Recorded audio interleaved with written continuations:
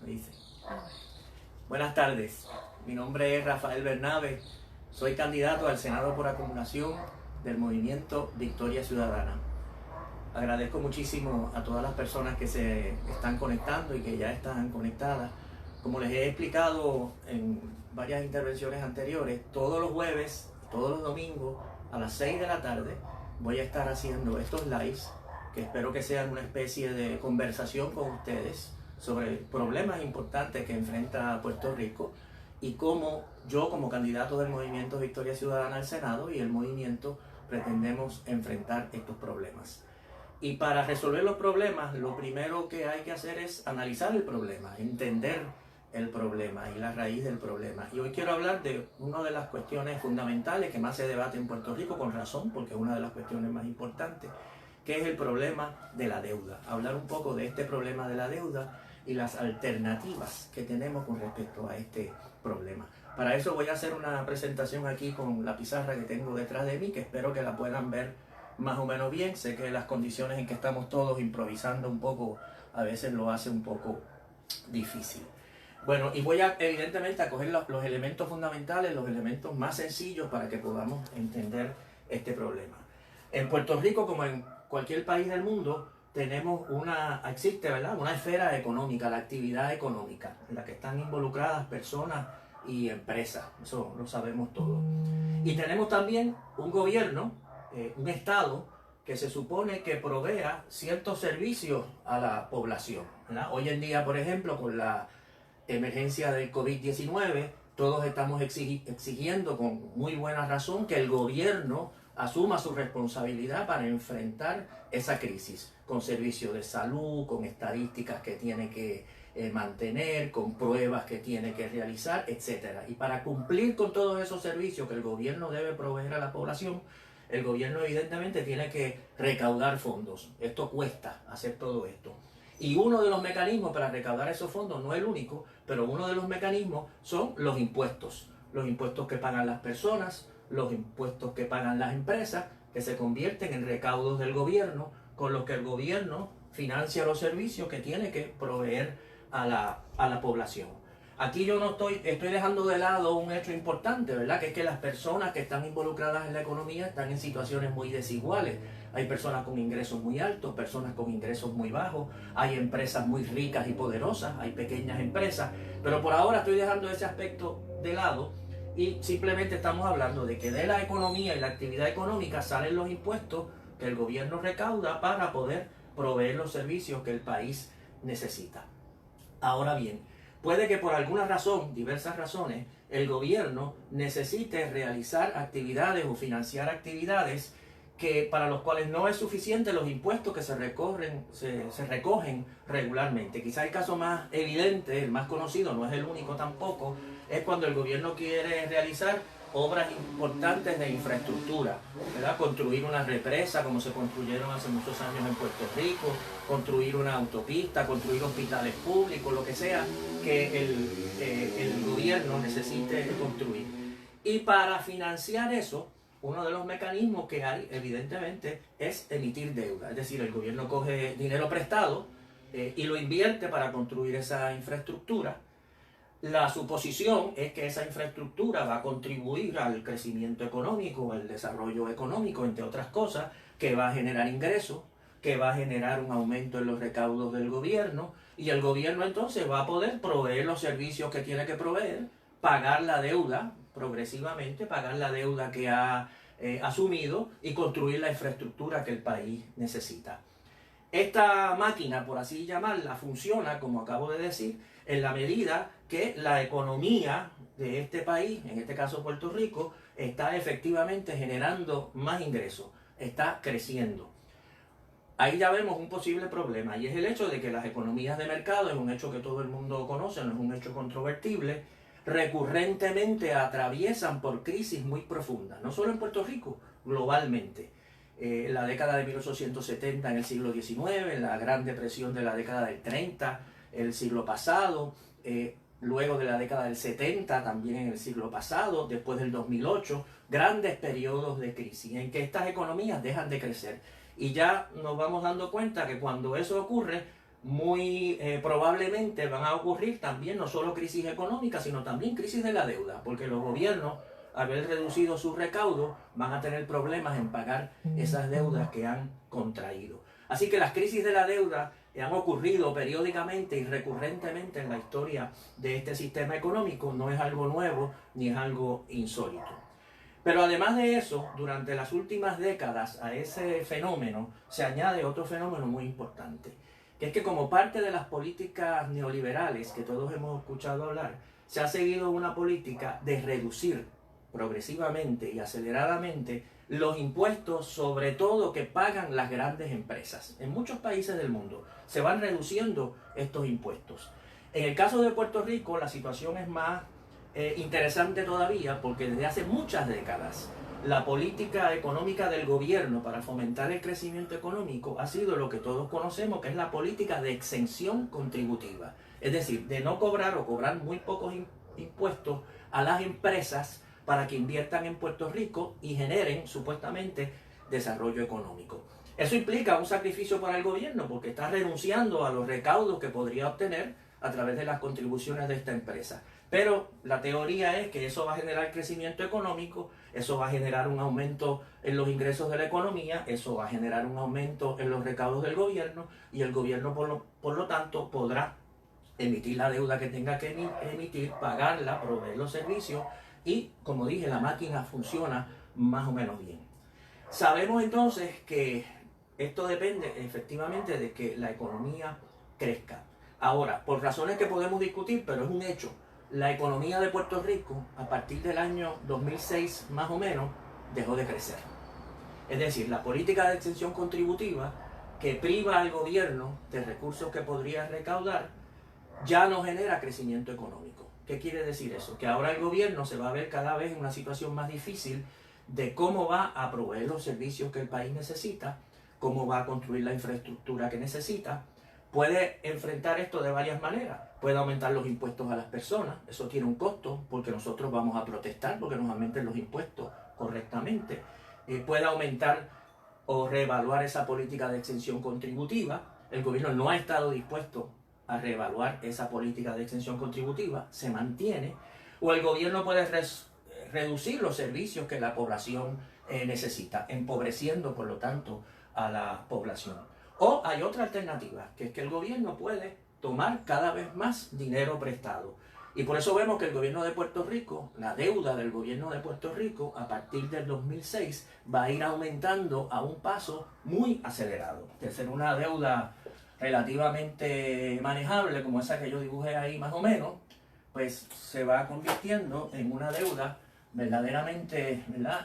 Gigantesca, que la podemos ponerla aquí con unas letras muy dramáticas. Y eso evidentemente tiene una consecuencia. Esto puede posponer la crisis por un tiempo, porque emitiendo deuda usted puede seguir proveyendo los servicios que necesita, no aumenta los impuestos tanto como tendría que aumentarlos de otra manera, y con la deuda puede ir financiando las actividades del gobierno. El problema es que esto pospone la crisis, pero no elimina la crisis. La crisis va a llegar de todas maneras, y va a llegar precisamente porque va a llegar un momento en que el servicio de esta deuda, lo que el gobierno tiene que pagar por esa deuda, empieza a limitar los otros recursos que puede utilizar en el resto de la economía.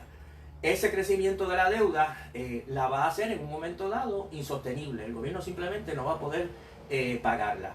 Para detectar esto no hay que ser un genio economista. Ya en 2013, 2014, muchas personas, yo incluido en unos artículos que publiqué en aquel momento, señalamos que Puerto Rico iba hacia el impago de la deuda. No se iba a poder continuar pagando esa deuda según se contrajo. Así que ahí llegamos a la crisis, lo que llamamos la crisis de la deuda. En junio del 2015, el gobernador Alejandro García Padilla reconoció, por fin correctamente lo reconoció, porque es la realidad, que esta deuda no se iba a poder pagar como se contrajo, que esta deuda iba a ser necesario renegociarla. Una vez se da esta situación, realmente hay dos grandes alternativas, que son las dos grandes alternativas que todavía tenemos ante nosotros. Una es insistir en pagar esa deuda.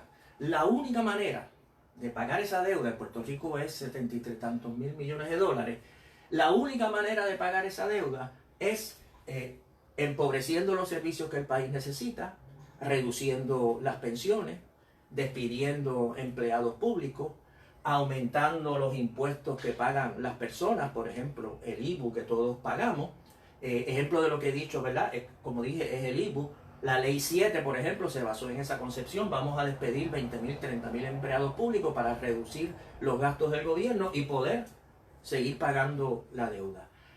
Esas medidas, pagar la deuda como dé lugar, tiene dos efectos, y esto se ha comprobado en muchos países del mundo. El primero es que va a empobrecer al país, y lo está empobreciendo. Se están reduciendo las pensiones, se empobrecen los pensionados. Se está reduciendo el presupuesto de la Universidad de Puerto Rico, se empobrece nuestra educación universitaria. Se están despidiendo o congelando plazas en el sector público, se empobrecen esos trabajadores y se empobrece toda esa economía. Fíjense que cuando un trabajador del sector público se le despide o se queda sin empleo, esa persona va a dejar de consumir en la economía, va a dejar de comprar cosas en la ferretería, en la farmacia, en el supermercado, en el restaurante, en la economía privada. A veces los que estamos en la economía privada pensamos, ya los empleados públicos que se echaven, no importa. Lo que pase con los empleados públicos va a afectar la economía privada también. No podemos pensar que son dos esferas separadas. Y además del empobrecimiento de la población, como le acabo de decir, estas medidas de austeridad, como se le llama muchas veces, lo que hacen es prolongar la crisis económica, mantener la crisis económica en que el país está sumido. Desde 2017 o 2016, la Junta de Control Fiscal precisamente tiene como su agenda hacer todo lo posible, imponer todas las medidas de austeridad que sean necesarias para tratar de cobrar lo más posible de esta deuda. Y su resultado ha sido el que yo acabo de decir, empobrecer cada vez más a nuestro pueblo y a la misma vez prolongar la crisis económica que sigue hasta el día de hoy. Y como dije, esto se predijo ya en el 2015 y 2016 porque es lo que ha pasado en otras economías deprimidas donde se aplican estas políticas de austeridad para pagar una deuda insostenible. La otra alternativa es reconocer la realidad de que esta deuda va a haber que renegociarla, que no se va a poder pagar una parte importante de esa deuda y que una parte importante de esa deuda va a haber que cancelarla. Hay un estudio muy interesante de Joseph Stiglitz y Pablo Glusman y Martín Guzmán, que son tres economistas importantes. Stiglitz es un ganador del Premio Nobel de Economía. Aparte de todo, estas lecturas yo las voy a poner en un post ahí después de la presentación, para los que la quieran chequear, la chequeen, porque casi todas están en internet. Ese estudio de Stiglitz y de Glusman y de Guzmán, que se hizo antes del huracán María, concluía que esa deuda de Puerto Rico, para que fuera lo que ellos llaman sostenible, había que reducirla en un 80%, más o menos, es decir, a una quinta parte. Vamos a decir que toda esta parte de la deuda, según ellos, habría que cancelarla porque de la única manera que Puerto Rico podía recuperar su desarrollo económico era reduciendo la deuda a ese 20%. Más de eso, Puerto Rico seguiría atrapado en esa trampa de la deuda. Eso fue, como dije, antes del huracán María. Guzmán, uno de estos economistas, que dicho sea de paso ahora es el ministro de Economía de Argentina, luego del huracán María, correctamente plantea, si esta deuda era insostenible casi un 80% antes del huracán María, ahora que este país ha sufrido un golpe de pérdidas de alrededor de 80.000 millones de dólares, esta deuda simple y sencillamente hay que cancelarla completa. No se puede esperar que un país que haya sufrido una situación como esta pueda sobrellevar esa carga. Así que él plantea, hay que cancelarla completa. Luego del huracán María, como ustedes saben, la situación en Puerto Rico no ha mejorado. Después del huracán María hemos tenido los terremotos del sur. Después de los terremotos del sur hemos tenido toda la emergencia del COVID-19 y las medidas que el gobierno puede y debe tomar para atender las necesidades de la población en esta emergencia.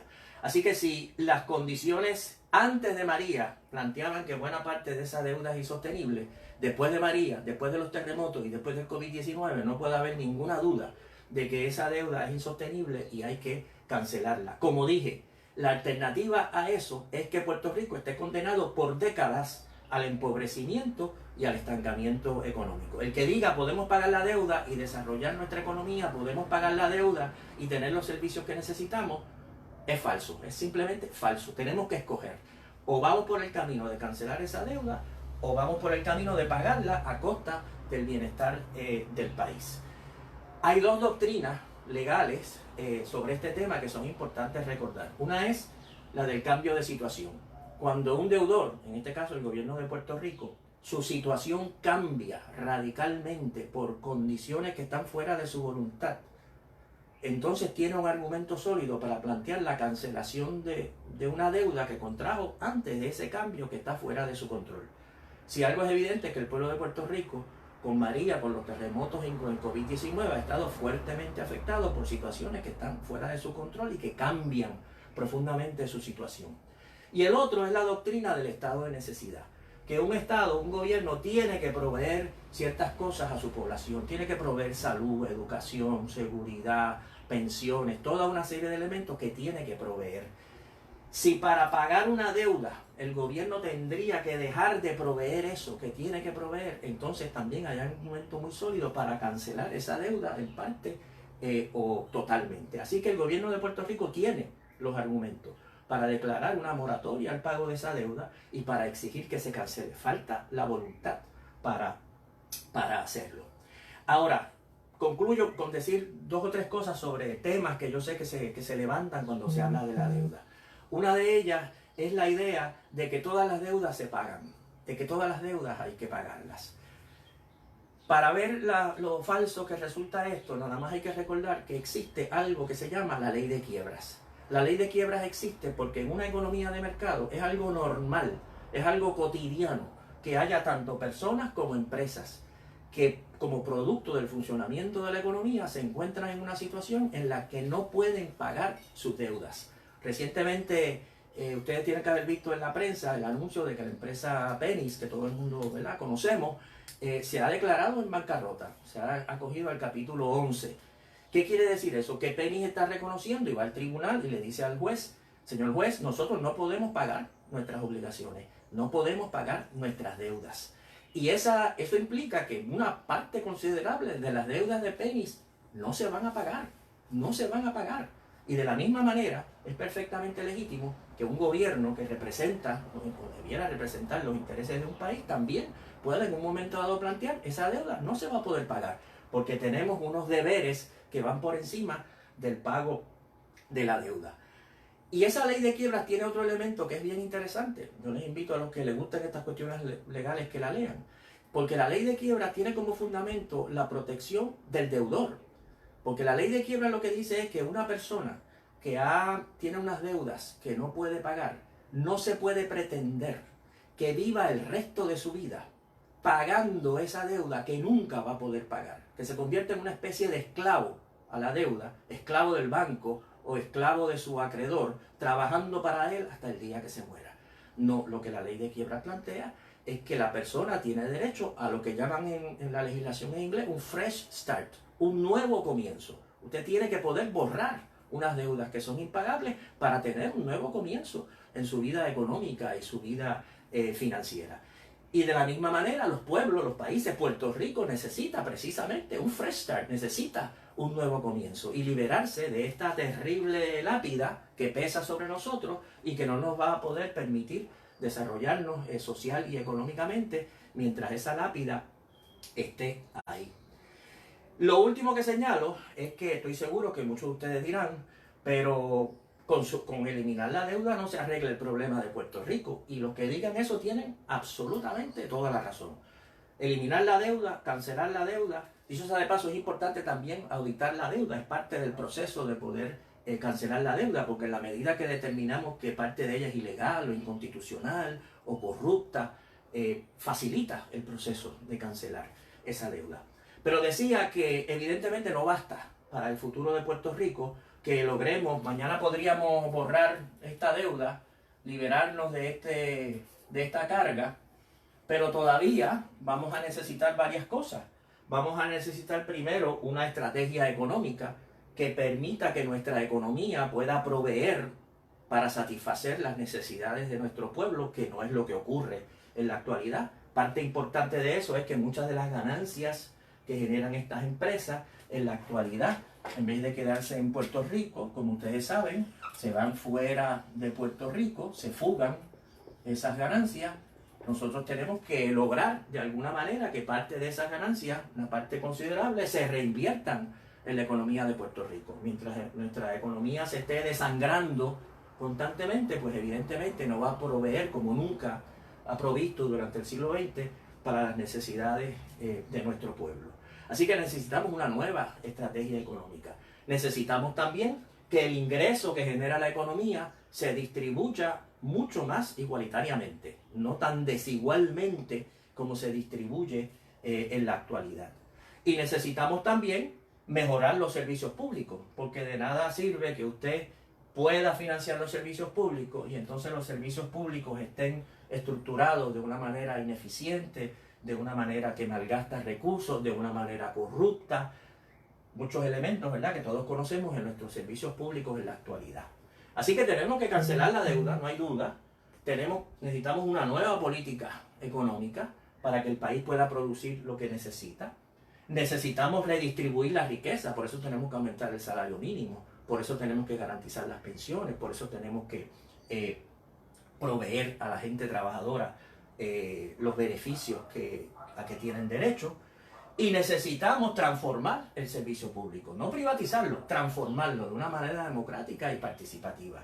Y esos son todos elementos de nuestra propuesta de gobierno. Yo y los otros candidatos que me acompañan estamos precisamente comprometidos con lograr la cancelación de esa deuda, con una nueva política económica que, entre otras cosas, recupere para el país mucha de la riqueza que ahora se genera en el país, pero que se va fuera del país, con una mejor distribución de la riqueza en Puerto Rico. Por eso las medidas salariales, etcétera, que se proponen en nuestro programa. Y también transformar los servicios públicos que todos necesitamos para que realmente puedan servir al país, transformándolos democráticamente con la participación de los usuarios, con la participación de los trabajadores, que es lo que necesitamos. Así que ese es nuestro compromiso. E insisto, estoy de acuerdo. Eliminar la deuda, cancelar la deuda no es la panacea, no lo arregla todo, hacen falta todos estos elementos.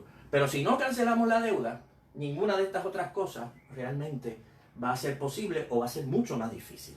Así que por eso es que enfatizamos este tema de enfrentar el problema de la deuda. Evidentemente, concluyo con esto, porque yo explique todo esto, porque todo esto parezca muy racional, eso no va a convencer a los bonistas. Los bonistas, la defensa de los bonistas del pago de la deuda no es una cuestión de razón, no es una cuestión de análisis, es una cuestión de sus intereses. Ellos quieren cobrar. Y nuestro pueblo tiene que organizarse para señalar que esa deuda es insostenible y que no se debe pagar. Estos grandes intereses están constantemente, por ejemplo, hablándole al oído a la jueza Taylor Swain allá en Nueva York de por qué esa deuda hay que pagarla. Nuestro gobierno, nuestro pueblo, tiene que movilizarse y tiene que tener gente en el gobierno que esté dispuesto a movilizarlo para llevar el mensaje de que esa deuda es insostenible y no se puede pagar desde el punto de vista social y desde el punto de vista económico. Así que les agradezco mucho la atención. Les repito que estas presentaciones las pueden ver en Facebook. Les repito que los artículos que yo estoy publicando sobre este y otros temas los pueden chequear en la página mía en internet, que es rafaelbernabe.org, bastante fácil, rafaelbernabe.org. Ahí también pueden aportar a nuestra campaña, porque como parte de esta economía de mercado todo cuesta y nosotros tenemos que pagar por los medios para poder difundir nuestras ideas. Así que los invito a que difundan estas presentaciones a otras personas, los invito a que visiten rafaelbernabe.org y los invito a que el domingo que viene a las 6 de la tarde se conecten de nuevo para otro live sobre algún otro tema que me parece que debe ser de interés. Así que muchas gracias.